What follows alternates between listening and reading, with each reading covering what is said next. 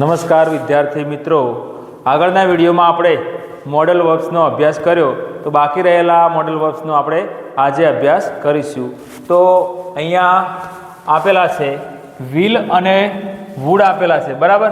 તો વિલ અને વુડ ક્યારે વપરાય? તો કે કોઈ પણ વાક્યમાં સંભાવના હોય, નિર્ણય કે આમંત્રણ કે વિનંતીનો ભાવ રહેલો હોય ત્યારે આપણે વિલ અને વુડ વડે વાક્ય બનાવી શકીએ. તો અહીંયા એક્ઝામ્પલ આપેલું છે કે વિલ હી હેલ્પ મી.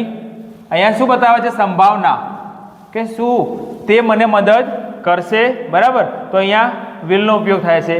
એના પછીનું છે Sameer would have help you. Sameer would have help you. અહીંયા સંભાવના છે શેની? તો સમીર જે છે એ તને મદદ કરશે, બરાબર. એના પછી અહીંયા વાક્ય આપેલું છે કે I will go to school today. તો અહીંયા શું બતાવે છે વાક્યમાં? નિર્ણય કે હું આજે શાળાએ જઈશ. તો અહીંયા વિલનો ઉપયોગ થયો છે. એના પછીનું એક્ઝામ્પલ વિલ, કે will you please teach me English.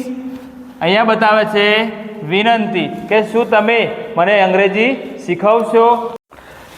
એના પછી સેલ અને શુડ. તો સેલનો ઉપયોગ ક્યારે થાય? તો કે કોઈ પણ વાક્યમાં ઓર્ડર એટલે કે આજ્ઞાનો ભાવ દર્શાવ્યો હોય યા પર સૂચન કે સજેશન આપેલું હોય, બરાબર, ત્યારે આપણે સેલનો ઉપયોગ કરીએ છીએ. અને શુડનો ક્યારે થાય?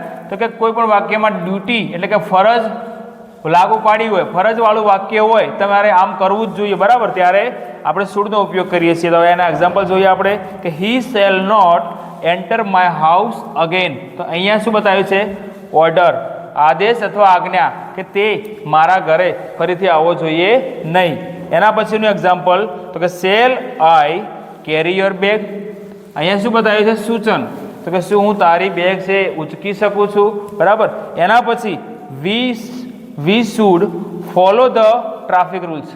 અહીંયા બતાવ્યું છે ફરજ કે આપણે ટ્રાફિકના નિયમોનું પાલન કરવું જોઈએ.